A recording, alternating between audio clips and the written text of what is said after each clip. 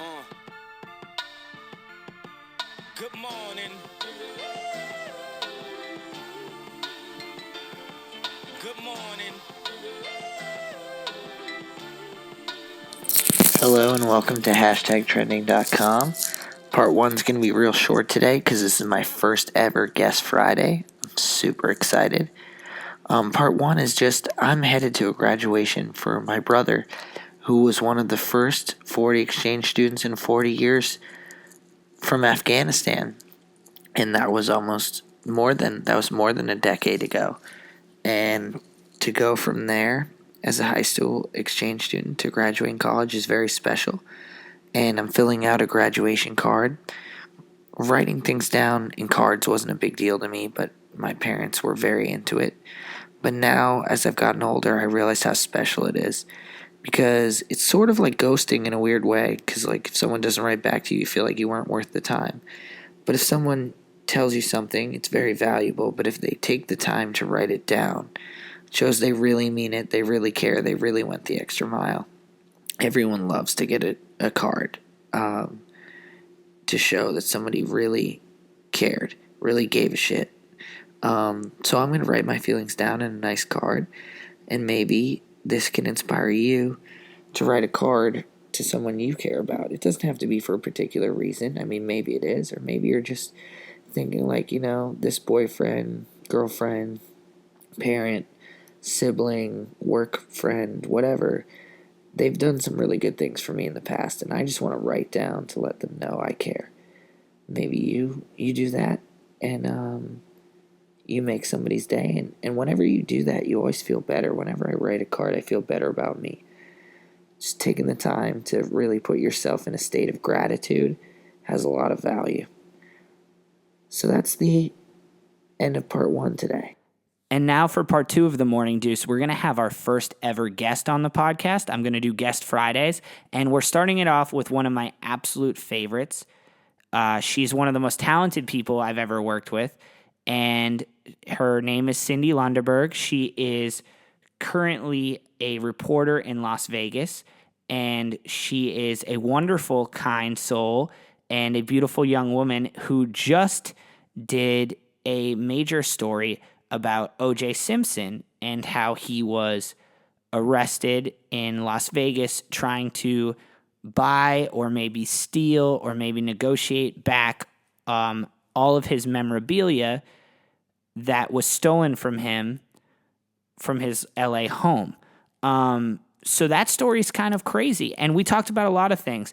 We talked about ghosting, which if you heard my podcast earlier, we touched on that about people not calling dates back or telling dates it's over, just not showing up. We talked all about OJ. We talked about another person that she's writing OJ letters in jail. She's talking to Cliven Bundy, who's another famous person.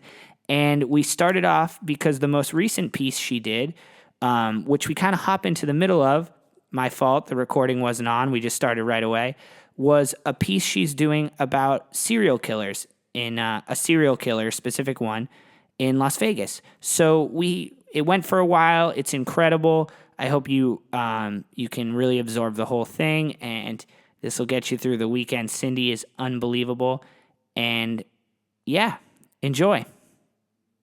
Missing from Vegas, they all looked alike. They were 5'5", blonde.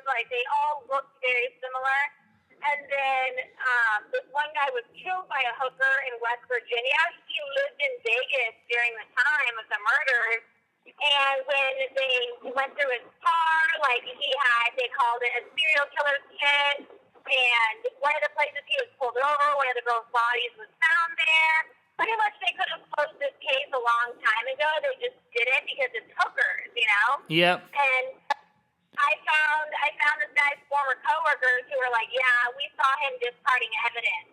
We this, we that, And so I told police about it, and they were like, meanwhile, these murders were in 2003, right? Mm-hmm. So the police department was like, did you put us in contact with the people you talked to? I'm like, sure thing. Sure, absolutely. You know what I mean? How hard was it to find his coworkers? You guys could have done that, Yeah, like you guys could have just put the shit together and actually gone the extra mile. But anyways, so that's my story airing tomorrow, which I'm thankful for. But you didn't I'm go. just done tweeting. You didn't go with Killer Pussy or like Hooked on Love. Hooked on Love. So we had to come up with like a name for it. Hooked and, on like, Love was so good. It worked on so okay, many levels. I said Hooked on Killing. You helped me with that one. Then my other friend said preying on prostitutes, and then my friend that works at the news station, he was like, "How about murder that pussy?" Yeah. Which is all of them are great. Murder That Pussy is great, but I mean Hooked on Love. Accurate. Yeah, and it works on so many levels. It's got the play on words. It's got it all. I mean, yeah. So, yeah. But Anyways. what did you end up titling it? Oh my God, the legal, like, we had to send my story because I'm calling this guy a serial killer to, like, our legal department. They, like, shoot a brick. So we fucking so all these girls were found along highways, parts of their legs, their arms, their torso, cut up. So they wanted to call it, legal was okay with, a killer's highway or some shit, which is boring, but I'm like, whatever. I don't care anymore. I just need this story to air and be done. Yeah, you could have done something cooler. Like, can we call it Vagina Highway? Vagina Highway? What? Vagina Highway? Oh my God. Right? I would have liked that too, yeah. I miss you so much. Even talking to you right now, I miss you too. like, I really do just want you to be in my life every day. Well, figure out where you're going for your job, and then I'll figure out where I'm going for my next job, and then we'll link up. Okay, and then fall in love forever. Obvious. And then your news director wrote back to me and was like, okay, this is like, let me go talk to someone and I'll be back with you in a day or two. And then she ghosted me. Oh, God. Oh, yeah, remember we were talking about ghosting last night? Yeah, she ghosted me. She was like, yeah, okay, like this is more than we're expecting. I have to talk to someone. And she fucking, Christy ghosted me. Pussy ghosted me. She did. I wasn't even trying to get that Hooked on Love Pussy Highway or whatever. But it happened. It happens. Well, that's what I realized. That's what I realized yesterday was basically I didn't realize that like the norm now for people breaking up with me or just in general is just to not talk to you and then not give you feedback. But it happens with all dating and it happens with jobs too. Like I wasn't even surprised she never wrote back. Or am I surprised that these random It's because like social media and like technology in our hands, it made communication so like easy and like effortless that you don't even put the effort in. You know what I mean? Yeah, for sure. And I also had this interesting conversation with my friend. She was saying that she really likes to avoid conflict and she just doesn't want to make the other person feel bad. But then we started talking and I was like, you don't care about the other person clearly because you're not going to be with them. You really just don't want yourself to feel bad about the idea you might be making someone else feel bad. So it's not even about them. You're not saving their pain. You're saving your own pain of thinking about how you might make someone else feel. It's like the softest thing in the world.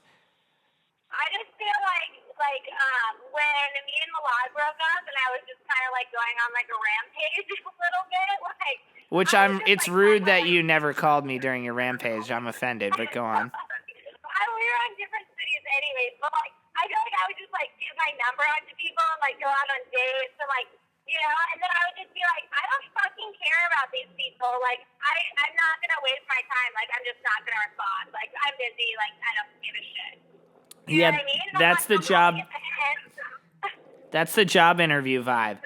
Like, oh, there's a bunch of other candidates. It's not very efficient for me to talk to them now that I know it's over, so I'm outie. Yeah, I mean, I actually enjoy conflict, and so like I wouldn't mind telling someone to like fuck off. Yeah, like, you're such a drama queen. I just feel like I don't care about like I don't have enough energy to care about your feelings, so I'm just gonna stop talking to you. Yeah, I guess me. I guess maybe that's it too. To me, it's sort of like dips into the whole participation ribbon part of society where it's like everyone has to get their feelings like coddled. And it's not like I'm giving the kid a participation trophy so they don't feel bad. I'm giving them a participation trophy so I don't feel bad about telling them they're not good at something. It's like, it's this crazy weird thing we've created where like everyone is so fucking soft. And then if the norm wasn't so soft, if the norm was me just being like, hey, Cyndi, you're a great girl, but it's not going to work out. Like, good luck with everything, but I'm out of here. If that happened consistently, you wouldn't think it was the worst thing in the world. It would just be normal to you. That's true. But now Right, because it's like now normal's just dipping. See, but like if I really care about someone, like I will have that conversation. You know what I mean? Because I want to like preserve that person in my life. You know, but if I don't care, then that's how I feel about it. Like it is what it is. Like get the hint. I'm not talking to you. So if so if you had to put a timeline on ghosting, then how long are you talking to someone before ghosting is inappropriate? Well, I think it totally depends because like I've hooked up with people before and been like, never fucking again is this happening. And I'll just ghost right then. It could be a couple months. It could be, you know what I mean? But if you like go out to dinner with a guy and he's like might be a mass murderer, then you ghost then. I think it just totally depends on, How? the situation. Yeah, I guess. It's like sometimes I feel like too in the internet age, you talk to someone for like a couple weeks before you go out with them, just like sporadically. And then there's other times where you like see someone on 2 or 3 dates, but it's been only 2 weeks and you feel like enough connection that you owe them a like, I'm out. It depends. I totally think every relationship is different and it just kind of depends. But I think there's just like things that happen where you're like, this is not happening, this is not working for me, and then you ghost a bit. It's so funny that you're kind of pro ghosting and you're not afraid of conflict. You're just like, hey, I honestly am just ruthlessly not into what you care or feel like, so I'm just fucking out. Yeah, like, I mean, I feel like when I've broken up with, I'm friends, I would say, with every single one of my exes except for one. And that's because, like, I talk to them, like, I care about you as a person, it's just not working out. But it's, like, emotional and it's draining to have that conversation and to deal with, like, them dealing with me being emotional and vice versa. So it's like, I'm not going to do that with some schmuck I don't fucking care about. We're not even Facebook friends. Like, see you later. You know what I mean? Yeah, I guess that's true. I feel like right now I should be playing that song that's like, you're as cold as ice. You're willing to sacrifice our love. You know that song? That's you 95% of the time. I just feel like everyone is so busy that I don't have time to, like, so, for example, my high school reunion is coming up. I'm so old. And I'm like, I don't want to go there and pretend to give a shit about all these people that I've actively not talked to for 10 years. I just don't have the, like, emotional, like, consistency to deal with that. You know what I mean? Like, I'm just not good at pretending. I think I totally do. And you know what? It sort of goes in flows with something like that. Because there was like times where I would go back to Boston and hadn't been like to my hometown in years. And I just like wouldn't make an effort to talk to a bunch of people because I just didn't care enough to. And I was like, if I'm only here for a very short period of time, I'm just going to do and talk to who I want to talk to. But then recently, the last time I was there, because obviously the circumstances were completely different and like a lot of my friends showed up, I realized like maybe it was worth a little bit of effort for me just like now and then. It wasn't that hard to just be like, hey, what's going on in your life? Like I care once a month just to like have a pulse on you. But it's right. Like you only have so much energy and you cannot give it to everyone and everything. So there's no point in fucking faking it. You just have to maybe decide, hey, it's worth it to put a little more energy in, or like, screw you guys, I need to put the energy somewhere else. Yeah, and that's just like what I think about with like relationships. You know what I mean? Like I'll put the energy and I will like love and be loyal to whoever, you know, but if it's just not worth it, then it's just not going to be worth it. You know what I mean? I do. Unfortunately, I do. It just sucks. It just sucks that like the conversation has to feel so emotional to just be like, hey, dude, it's not working out. Like, I'm out of here. You're a good person. Goodbye. Like, to me, that's just more like respectful than emotional. It's like writing a thank you note. Like, you're kind of doing it for you because you're like taking. They don't get it. They don't deserve a thank you note. Like, thank you for like the worst sex I've ever had in my life. Never talk to me again. Well, yeah. I mean, that's a very rude thank you note, Cyndi. Yeah, Clearly. Yeah, you're like, thank you for, like, kind of like Nothing. not, yeah, thanks for like not really getting me to climax. Love, Cyndi. You know, like you're not getting anything from me then. Absolutely. Just don't talk to me ever again. I'm just gonna keep this recording and just blackmail everyone with it. Whatever. It's fine. I feel like worse has happened. Oh yeah, I'm sure it has, and worse will continue to happen. I mean, it could be worse. I mean, but when you meet like girls on Tinder and stuff, like I feel like it's already kind of like it's like an inorganic kind of relationship. So I feel like you have to be prepared for kind of, do you know what I mean? It's not like you guys like met at a bar, you know, like you met through technology, so technology might also be the downfall. Do you know what I'm saying? Absolutely. I think that it is a very inorganic thing where you're talking to so many people at once and you have so many options that you feel a lot less attachment to just like disregarding one and picking up another one.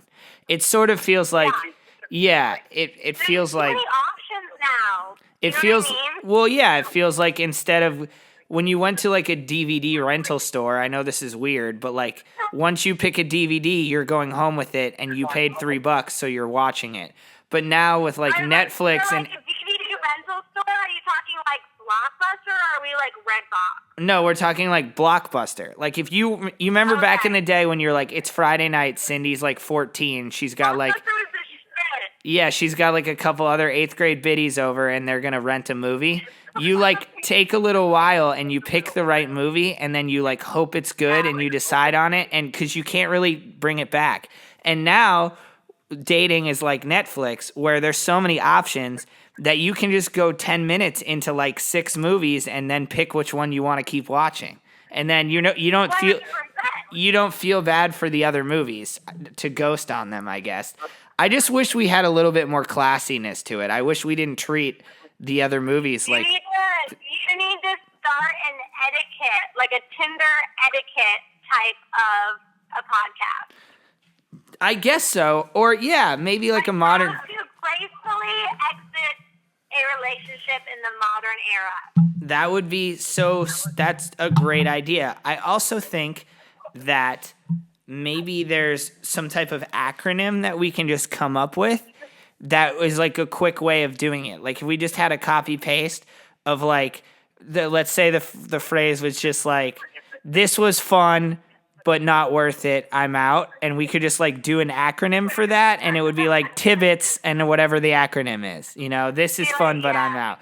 And then you could just send it to the person and you're like, yeah, this was fun, even if it wasn't, even if they didn't get you all the way, but this was fun but I'm out. Yeah, like TWFBIO, like Twiffbo. Like we'll just call it Twiffbo. And then like if you Twiffbo somebody, like that's fine. At least they know what's up. At least they know what's up. Like so we're doing that. Twiffbio. It's Twiffbio. This was fun, but I'm out. Twiffbio, and you just start Twiffbioing people, and then at least you acknowledge them. You know? That's like they were worth the acknowledgement of a simple Twiffbio. I'm not asking you to write poetry for them. It's not a lot. It's not too much. Yeah, it's actually 6 letters. It's actually 6 letters. I Like, think you are an asshole if you can't type 6 letters. I agree. I think even someone like you who works a million hours a week and has all these friends and is always taking pictures in these clubs can get 6 letters to some of their. I hear the judgment in your voice. I think even someone like you can throw 6 letters to some of those fuck boys. Yeah, I guess. So what if they're, like, just not worth it? They're not even worth a Twiff bio? Fine, I guess. Fine. I mean, everyone's a human being. I mean, yeah, everyone's a human being. Like even terrible people have feelings. I guess that's true. I read that somewhere once. Yeah. Which, by the way, how tall are you? 5'1". Okay, so you're not tall enough to be killed in the serial killing thing we talked about earlier. You know what's crazy? I was just wondering if you were having some weird, like, oh my god, this could have been me moments as you're searching a story like that. And I know we're jumping around, but So the girls that were murdered, all of their middle names were Marie. That's my middle name. wow. Every girl was 5'5" blonde, and their middle name was Marie.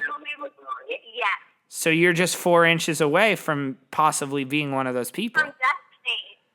Wow. Is that creepy? Were you like thinking about that a lot when you were doing it? Kind of, yeah. And so I didn't actually include this in my speech because it got too long. But I talked to a professor at UNLV that studies criminology, and his specialty is serial killers.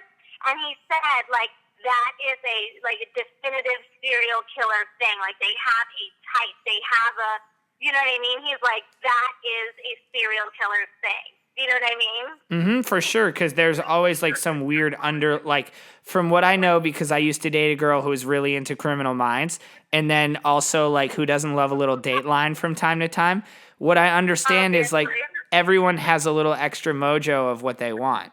Like some people are into chubby girls, some people are into people of a certain race or ethnicity. Like, you know, even serial killers have a type. Yeah. So they don't deserve Twiff bio. TWFBIO. Bio. This was fun, but I'm out. Twiff bio. This was fun, but I'm out. Hashtag Twiff bio. Tell your hot friends. But actually probably tell your not hot friends. Yeah, tell your not friends Twiff bio. Yeah, tell your not hot friends Twiff bio. All right, so as we continue here, we're jumping around a lot, but I know you said it was a little. It's good. This is good because it's really organic. And you're just the best. You have the best vibe in the world. Okay, so anyway, I want to talk about OJ because, like you said, it's a little clickbaity, but I feel like it's the type of story that everyone is interested in because of the whole people versus OJ and everything, and like how relevant and how popular and all of that stuff. Do you want to know what is so crazy to me? So after I even talked to the guy that OJ robbed here in Las Vegas, and he had known OJ back in the 90s, like during the murders and all this stuff. And the guy that OJ robbed at gunpoint, he told me OJ does not deserve to be in prison. I know OJ didn't murder Ron and Nicole. I'm like, he robbed, like, people loved him. Like, his manager, okay, so maybe his manager is not the best example, but his manager was like, he did not do it. And then, like, his best friend was like, I know he didn't do it. And, like, I'm telling you, like, these people were not acting. So I need to look OJ in the eyes, and I need to see, like, is he just, like, a Donald Trump, just so charismatic, he just, like, woos people? Or, like, is he innocent? You know what I mean? Because, like, the people that know him believe he's innocent, which is so crazy to me. Absolutely crazy. And I want to get back to that because we're going to talk about how you're writing letters to OJ in jail. But I think first, if OJ, has he written back to you yet, or is he ghosting you? No. Okay, so OJ's ghosting you. Just say yes or no, and then we'll come back to this. OJ is ghosting the fuck out of me. Rude. Oh my god, super rude. Okay, so let's start at the beginning because I feel like this is going to take a couple minutes. So tell me about the story that you did, because you work in Vegas, but you end up flying to Miami to follow this OJ story. So tell me about how you got the idea and then like what you found out. Let's go there. Yeah, so OJ was arrested here in Las Vegas for stealing his own shit. Yeah, his own memorabilia. When he was moving to Florida, all of his stuff was stolen out of his car, or not his car, his U-Haul, including pictures of his dead child that died in a swimming pool, pictures of his mom who had died. And so that is why he went into the room in the first place, is because he wanted the pictures of his child. They were the only pictures he had, and they were stolen. Okay, and when you say the room, he set up like a memorabilia buy, right? So this guy that's a total dick, he goes to OJ and says, hey, these people are in Vegas, they have your stuff, okay? What year is this? So, this is 2007. Okay. Yeah, so, and then that guy, Thomas Riccio, goes to OJ, hey, they have your stuff. Thomas Riccio goes to the guys and says, hey, I have a buyer who wants to buy stuff.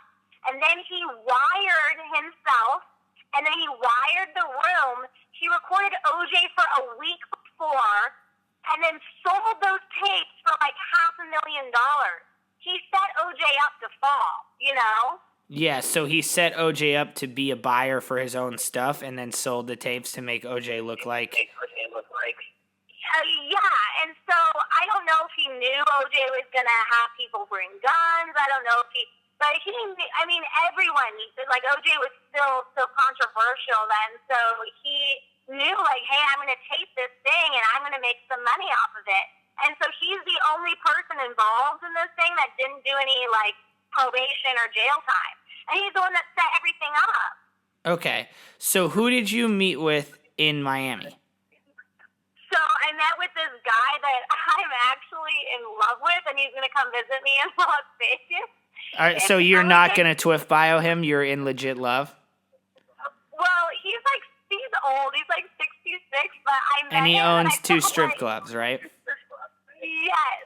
So he's OJ's best friend, and he's never talked before. So I was going through like the arrest reports, and I was trying to get people to talk to me, and I got his name. I looked him up. I found out he owned some clubs. I didn't know they were strip clubs, but I called the strip clubs, and I tried to get him to talk to me, and he told me to fuck off, like, for weeks. He was like, leave me the fuck alone, and I just kept bugging him, and then finally he agreed, like, to do a phone interview, and then I told him I'm going to come to Miami, and he agreed to, like, go on camera, but he just was not interested in talking because he was afraid he's going to do something to hurt OJ's chances of getting out because he has parole coming up. And what was his involvement in the actual? So just to set this up, all of his stuff is stolen. Some guy tells him that he can get it back to him. He keeps having OJ show up in these hotel rooms. OJ keeps expressing his interest. They wire everything, so it's all recorded. So Thomas Riccio goes to OJ and says, hey, like, these guys have your shit. OJ goes to this guy, Charlie, that's who I went and talked to. He's like, Charlie, like, I don't want to be involved in this. Is there any way you can go in the room and just tell me what was in there? Charlie said, sure, I'll go in there. OJ was never supposed to go into the hotel room. Thomas Riccio told OJ in that room so Charlie's in the hotel. Charlie's about to go upstairs and look at the stuff. OJ was waiting in the car. Riccio tells OJ, they have those pictures of your daughter and your mom. That's why OJ got out of the car and went into the room. Riccio knew he wasn't going to be able to sell the tapes if OJ didn't go in the room. Does that make sense? Yeah, so he goaded him in using, like, his him dead kids. into it. Yeah. And this is what you found out when you talked to Charlie? Yeah, because, people think he just went in there with guns to, like, get his shit back. No one knew. It kind of painted him as, like, a caring father, you know what I mean? Like, that he went and was trying to get pictures of, like, his child and his mom, you know what I mean?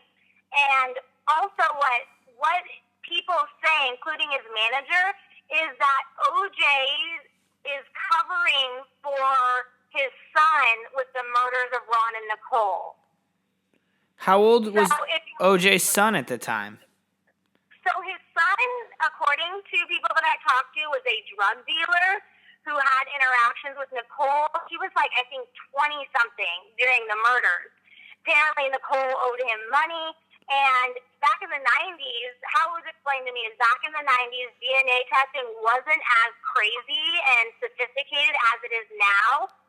So he covered for his son, knowing that the DNA, do you know what I mean? Well, I don't know if he knew the DNA, but the DNA is close enough that he's like, I'm famous, I can probably get off this, my son won't. So that is Charlie's theory, or that is, whose theory is that? That is his manager, Norman Pardo. Charlie doesn't know who killed Ron and Nicole, but he just says that he's positive that that Ron and Nicole were not murdered by OJ. But when I talked to Charlie, it was like amazing because he was just so open. He was telling me in Vegas, like, so these people are like 60 at the time, almost 60. I think they're like 56. He was like, yeah, we were doing blow, ecstasy. Me and OJ loved ecstasy. I'm like, what the hell? This is back in 2007 during the hotel room thing where they're trying to buy the memorabilia. Yeah, and so OJ was just like, he said, super blown out, like during the whole day leading up to the armed robbery, like they were just so coked out. Yeah, I guess that makes sense. So who had guns on them in the hotel room when they tried to? Did they ever have the intentions of paying money to get the memorabilia back, or did they just go in there? No, they went in there. If there was no guns, OJ wouldn't be in trouble per se. But it was the guns charge, that. But so OJ didn't have a gun. Two guys did, and the OJ says he didn't tell them to bring guns. The guys say they brought guns for security, but OJ took the fall for them having guns. The people with the guns got no jail time, and then OJ got 33 years, and he had no gun. So he got it for orchestrating what looked like an armed robbery. Exactly. But if you ask me, I think the orchestrator is Thomas Riccio, I guess so, but he was also the seller, right? Or at least in charge of the seller? No, he was the guy that set up the meeting between OJ, per se, and the people that had his stuff. Okay, and they were also in the hotel room. Yes. But my question is, did OJ or Charlie ever have actual intentions of purchasing with money the stuff back, or what was their plan? Absolutely not. It was OJ's stuff that was stolen. So in his mind, he was going to get his stuff back. And what was he and Charlie's plan to do that? Well, so originally, according to Charlie, the plan was Charlie was going to go up there, tell OJ what was in the room, but then after OJ found out there was those pictures that were apparently very near and dear to him, he decided to, bust into the room, too. Mm-hmm. And I think the plan was just, for them to get the shit back, They were never going to buy it. It was $100,000 worth of stuff. Charlie had no cash on him. They weren't going to... why would you buy your own stuff that was stolen from you back? So they were going to use guns to, intimidate and outmuscle the people and just steal the $100,000 worth of stuff back. Well, that's exactly what happened, but... according to OJ, he didn't ask them to bring guns. They just had guns on them. But if it's 100, and I know I'm playing devil's advocate here. Nevada's an open carry state, so if it's 100, people have guns on them. Yeah, and I know that. But if it's $100,000 worth of stuff, and I'm being set up to purchase it because Charlie was supposed to be the buyer, and so I'm being set up to purchase the stuff, but I have no cash on me and no intentions of purchasing it. I've been doing a bunch of blow and drugs all weekend, and I'm sitting there, and my goal is to get OJ's stuff back.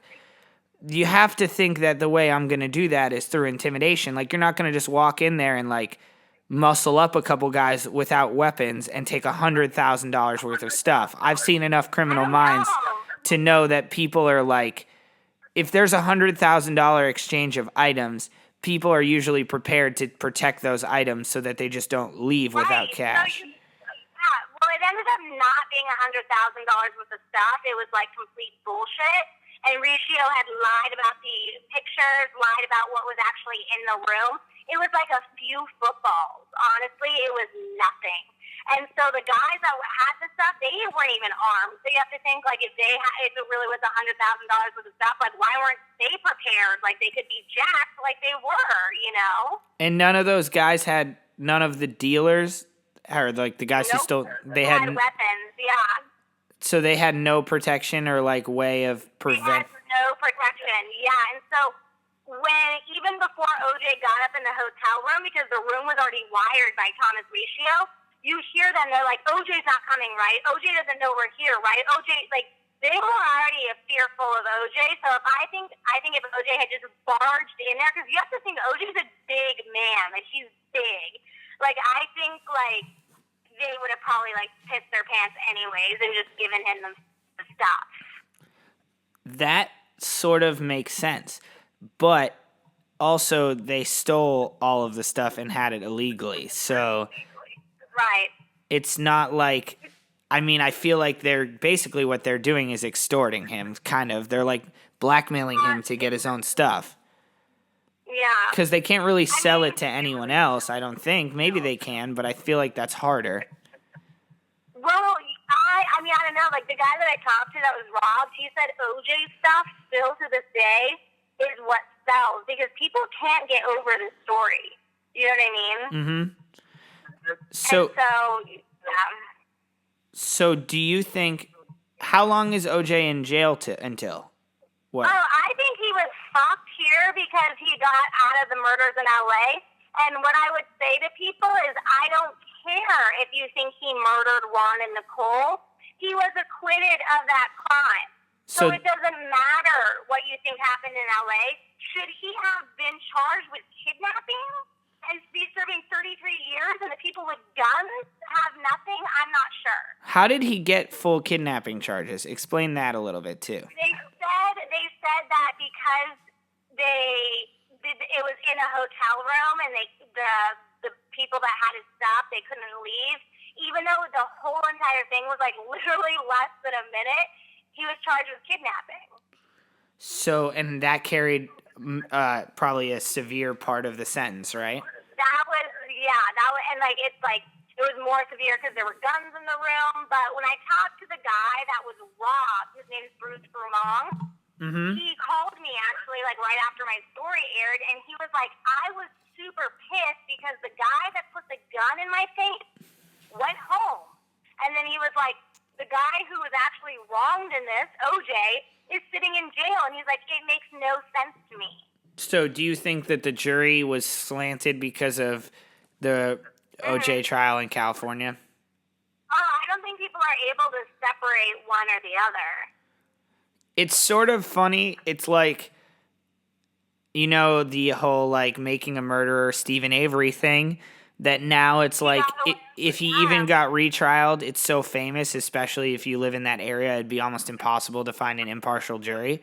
OJ was like the pre-Netflix version of that now like anything that happens to him for the rest of his life, you couldn't find a pre-trial, you'd have to be under 25 years old to find, and even then, maybe not, because now the People vs. OJ came out. You couldn't really find an impartial jury. And I don't know. I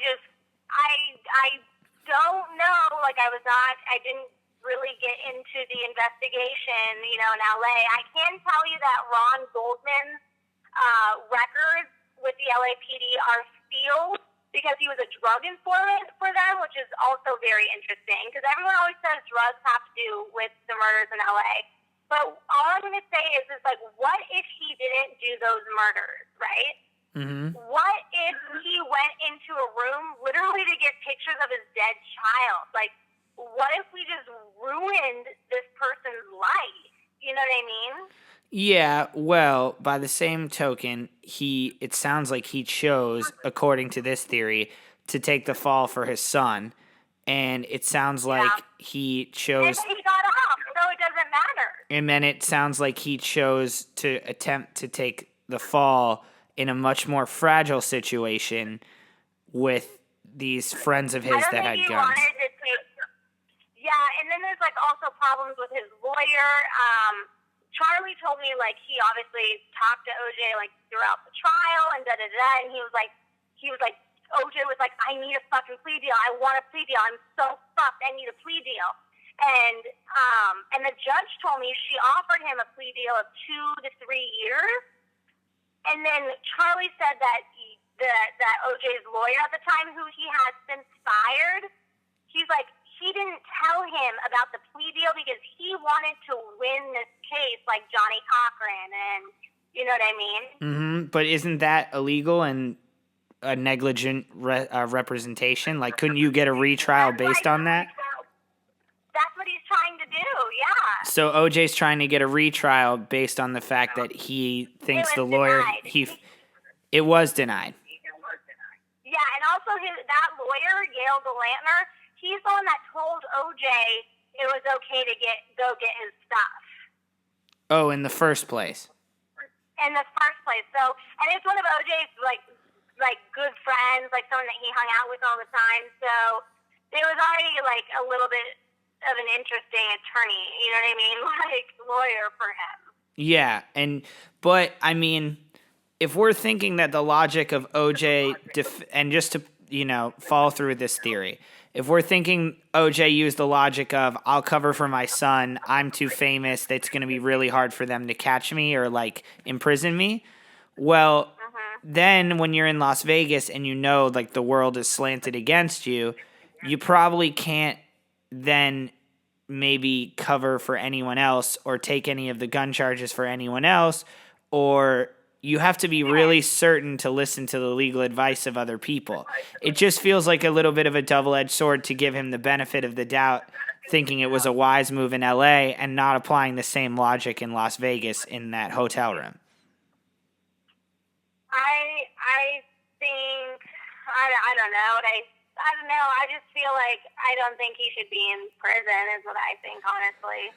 What you think it would be a lesser crime? At least for this robbery. It's like if he committed the murders in LA, then put him in jail for murder. Yeah, but you don't think the robbery of getting his stuff back is even close to what it's become? Like, should he be charged at all? Right. I think maybe he could have been charged. I'm sure, I think he maybe could have been charged with assault or attempted assault because I'm sure he went in there and, but as far as the guns charges, he didn't have a gun. Like, as far as, kidnapping, why wasn't everyone else charged with kidnapping then? Like, why wasn't the guy that set everything up charged, I think, and also, I don't know, I just don't think he should be in prison for 33 years, potentially, if the guy that had the gun in his face didn't want OJ charged, I'm not sure he should have been charged.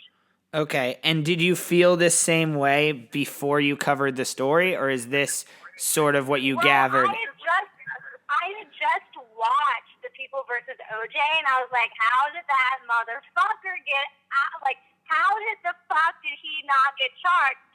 You know what I mean? And so I totally went into this, being like, oh, God, this piece of shit, why do I have to do this story? Everyone knows he's guilty, whatever. But, when you talk to the people that know him and wholeheartedly say he's a good person and a beautiful person and the kindest person they've ever met, I'm like, it gave me pause because I'm like, I really don't know. No one knows OJ except for you know what I mean?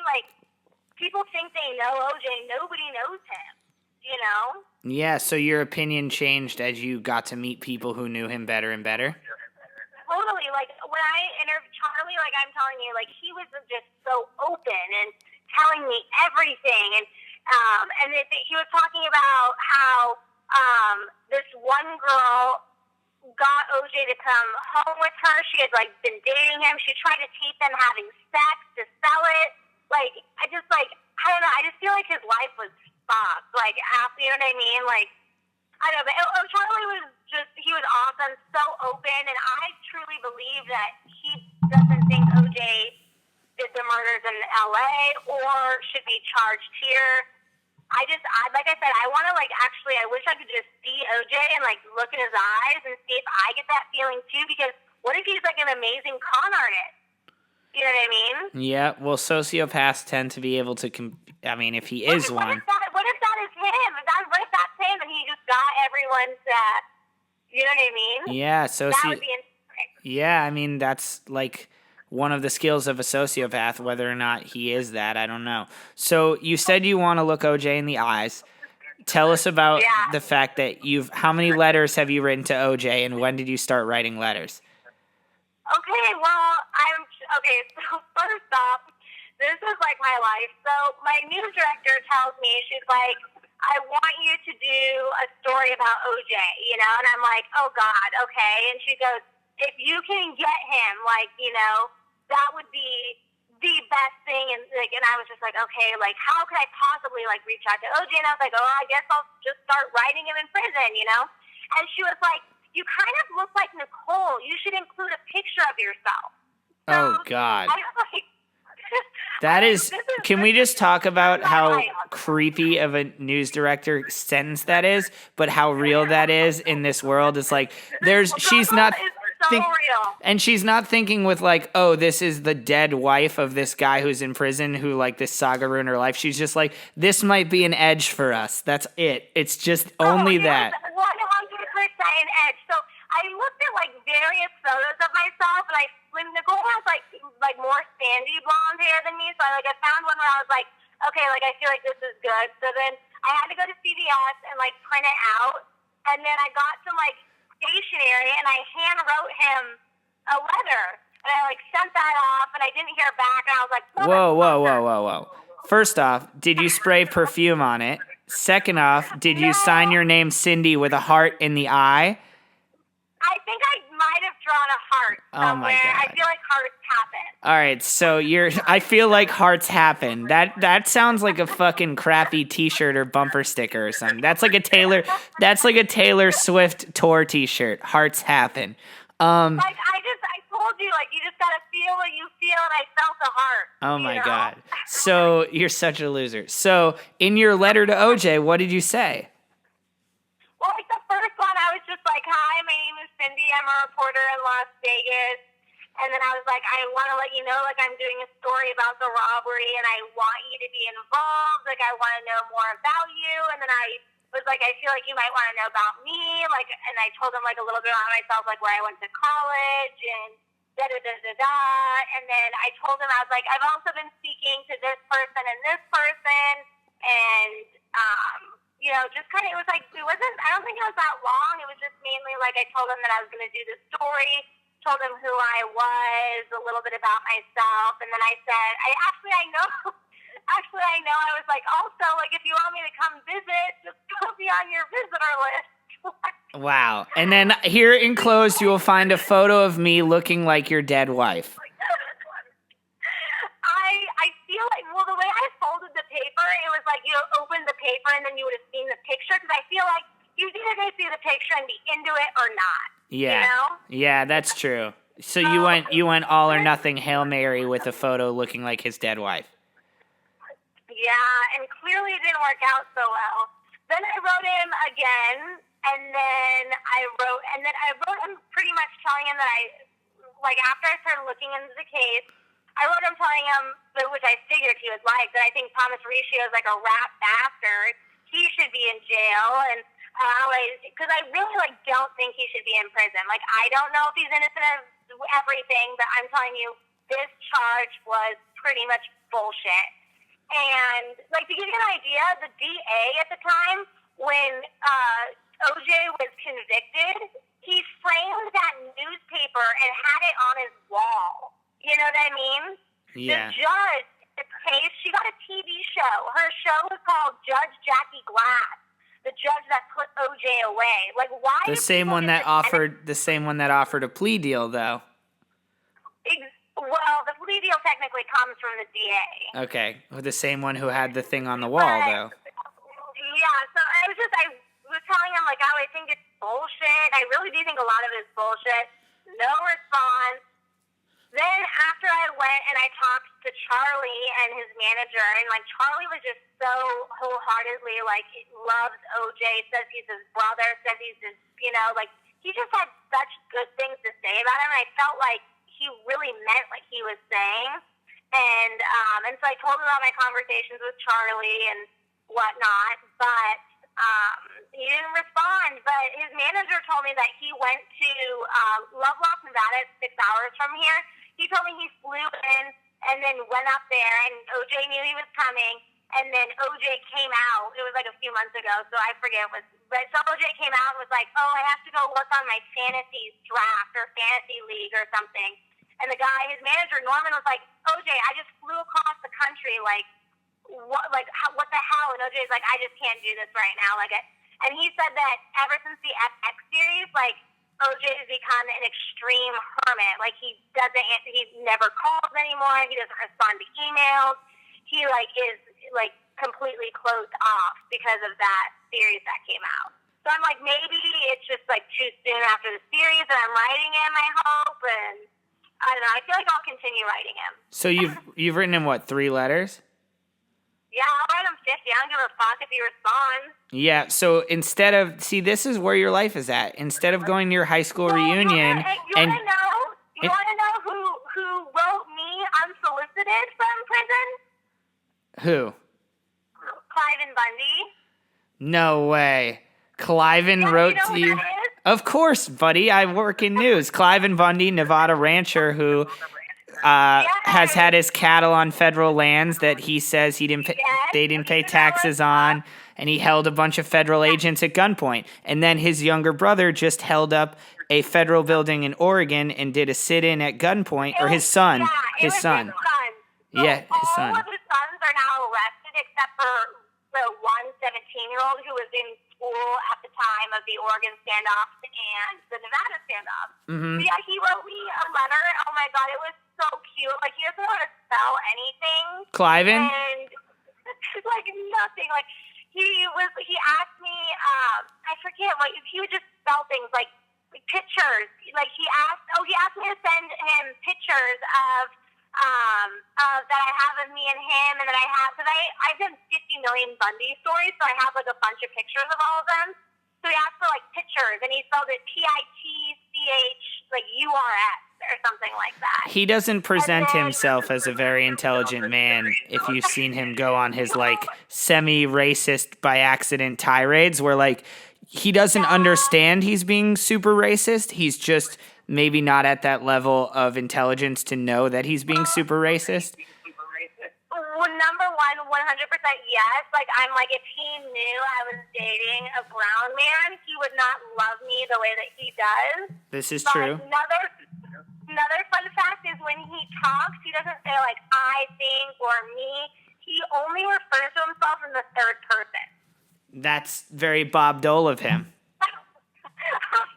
So it'll be Bundy thinks this is or Bundy thinks, and then it was sad because he ended his letter and he was "Don't worry about me." He's this place is he's in federal penitentiary. Keep in mind, federal custody. He's "Oh, this place isn't so bad." He was "I get room service," and then I read that and I was "Oh, sweet Jesus, that's just a jail guard bringing you food. That you don't have room service." Oh my God. That's not room service, sweetheart. All right, so are you going to follow up with him? With Cliven? Yeah. Obviously, yeah, I wrote him back. Because I was Cliven, can you call me? I don't even know if he gets phone calls, visitors, and I was because he said I have a message I want to get out. It's going to be along the lines of the government is bad, Second Amendment, First Amendment, Constitution, his usual jargon. But I was Cliven, I was can you call me? I was do you have my cell phone still? Here it is. Tell me when you're going to call, blah, blah, blah. So I sent that a few weeks ago, so we'll see. Well, I'll have you back on if you talk to Cliven Bundy. His story is interesting because I've done a complete 180 in my own personal beliefs on him. What do you think about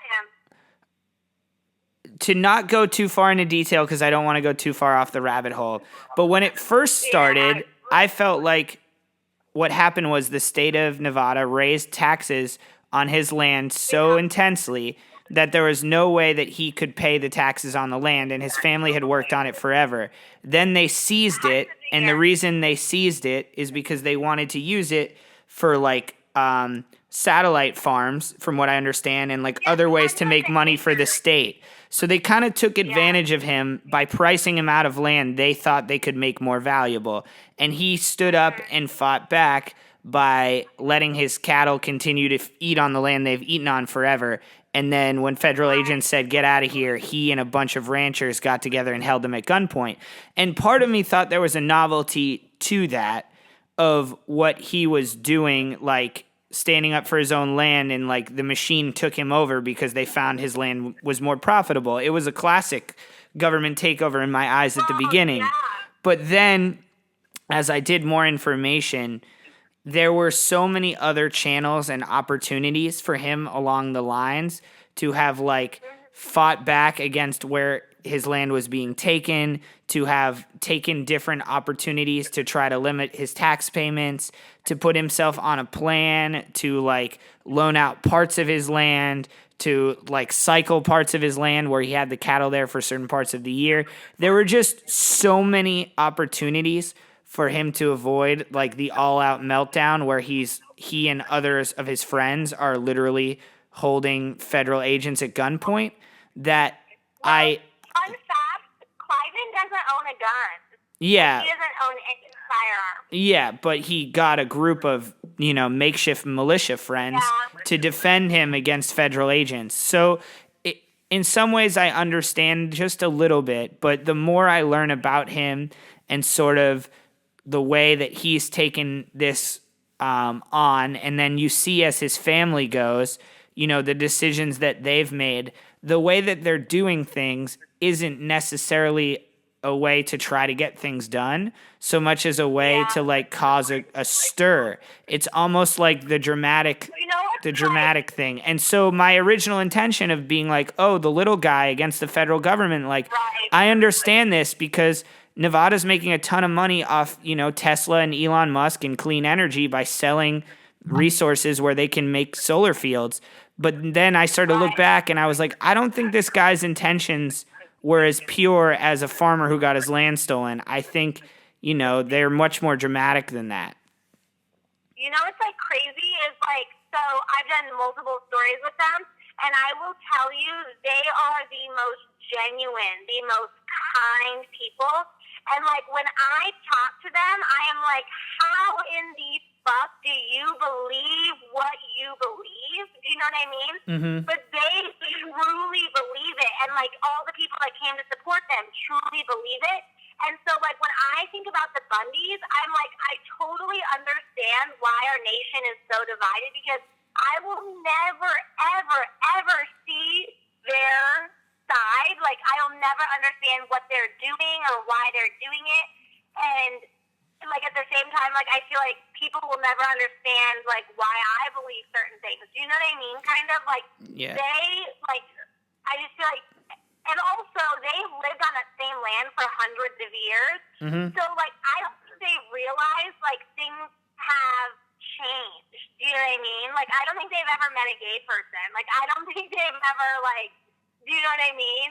Yeah, I mean, there's a very famous. The world has changed without them.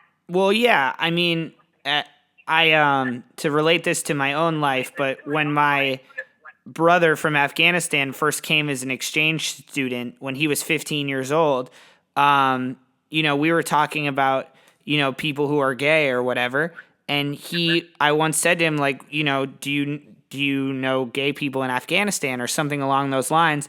And his answer to me was like, well, no, because there are no gay people in Afghanistan. Because his culture was so against that, and it was so like you couldn't expose that he was just not exposed to that culture. And you realize like I saw it firsthand, like his beliefs where he was then to the family that I have now, you are a product of your environment in so many ways, and it doesn't mean you can't change. It just means your environment maybe has to change a little bit too, and there's a lot of other factors. So like the Bundys might just kind of be in their bubble and choose not to get outside it, and they're very sweet if you're in their bubble with them, but if you're not in their bubble, it can be tough. Oh, 100%. But I just like that whole like super conservative thinking of like the Constitution is like the most beautiful document ordained from God, and like that like conservative way of thinking is like totally like their thing. You know what I mean? And it's just like I just see like the divide. Like we will, so not we, but a lot of people will never get their stance and their point of views, and they will never get ours. Do you know what I mean, kind of? Yeah, it's sad because I think that They're has... fucked. Like, that old man's going to die in prison. He's done. Yeah. And he's not... it's sad. Well, and it's sad, too, because, he's the kindest man in the world. Yeah. Like an old grandpa. Yeah, I mean, but... You know, I've also seen some videos of him saying some, like, really mean things towards minorities. So, like, he's definitely not the kindest man in the world. At Thanksgiving, you know what I mean? Your drunk racist aunt that you, like, can't take anywhere. That's Cliven Bundy. I used to call it the drunkle. We had an employee I used to reference as the drunkle, who will not be named right now. But a former employee of ours, I call him the drunkle. Like, he had a heart of gold.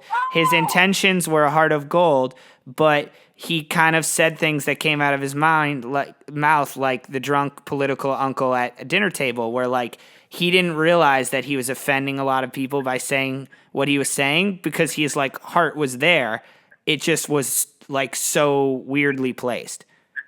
Well, if you're talking about the drunkle that I think you're talking about, one of his racist statements literally was like the final tipping point for me why I wanted to leave.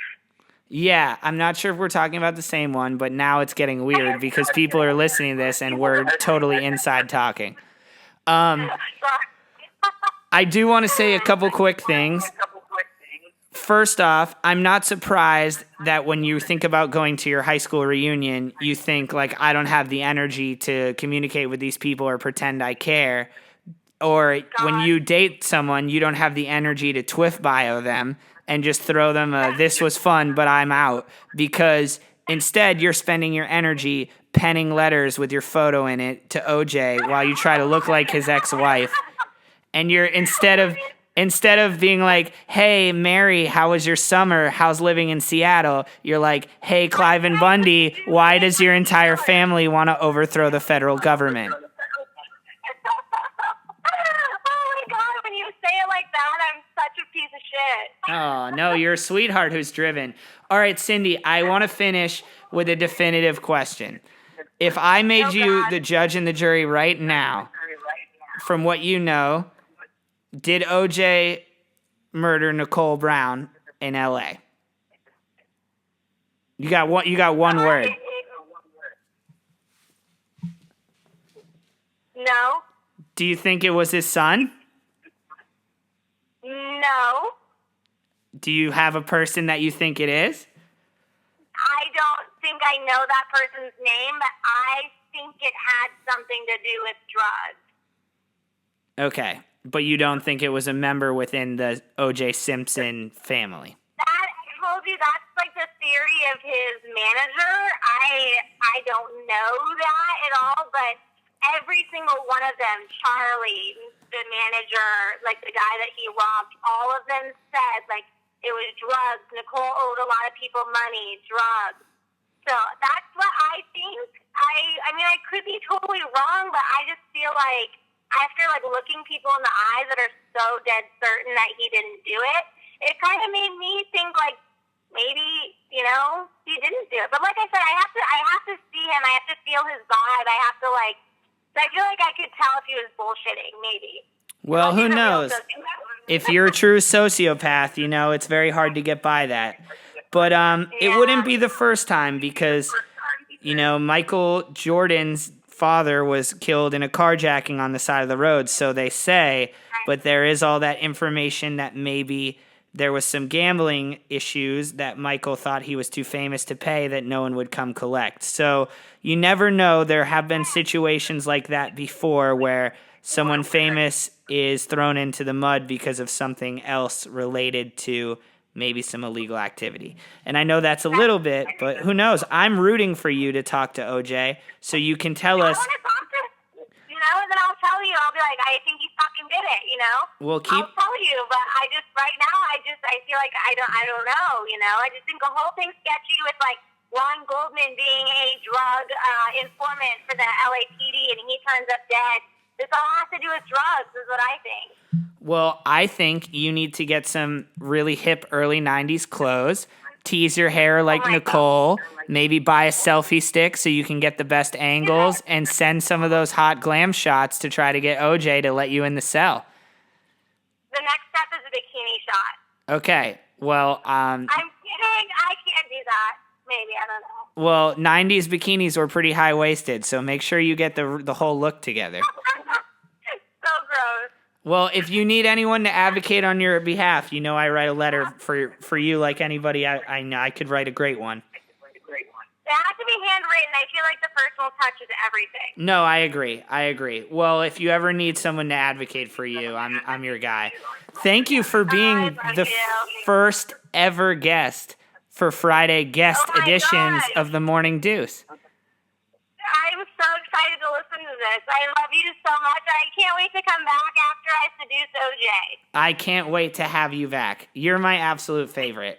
Bye, Cyndi. I love you. Wait, Cyndi, before I let you go, is there anywhere, if people want to watch your work on this OJ story or the serial killer story we talked about, where would they go if they want to see more of the stuff that you're doing, if they want to follow up? Well, yeah, so probably the easiest way is the Fox 5 Vegas Facebook page. On the Facebook page, they actually will just put the video straight to Facebook, so you don't have to, click around too much. It's right there. And the OJ one's gotten, views from all around the world. I think we're, almost at 30,000 views, which is a lot for local news. And then you can also go on fox5vegas.com, and all of them are up there forever. But... so pretty easy. Fox5vegas.com and then the Fox 5 Vegas Facebook page, which I probably can I can put the link under the Facebook of this if you check us out on Facebook and not the website. But okay, that's awesome. When you win an award, like a big award, can I owe everything to you. No, I don't want to thank you. I want to come and I want to try to hit on the other chicks at the award show. I want to come wear a suit and, you can kind of arm candy me, and then maybe I can find some hotties and be like, yeah, I'm, just kind of the guy who helped Cyndi do her whole career, and then, let's see if I can get some hotties and then ghost on them. Just spitball from there, And then can I ghost on them afterwards in honor of you? Just to get the ball rolling, exactly. I actually, like that plan because it's, a built-in permanent date for me. Yeah. And then it works out for you, too. Yeah. So when you get, a big-time award... you don't even have to handwrite the letter. You can just text me. And then, and then what I'll do is I will meet a young woman at this event, and then I will hashtag Twiff bio them. Right. That sounds fair. It sounds like we've figured everything out for the rest of our lives. We're good now. Yeah, I think so. All right. So Fox 5. Las Vegas, Cyndi Lunderberg. Hopefully we'll have you back on with more stories about OJ, Cliven, and everyone else. You're my favorite. You're my favorite. Okay, bye, Cyndi. Bye. Hear more of The Morning Deuce at hashtagtrending.com. Monday through Friday. I'm out. Deuces.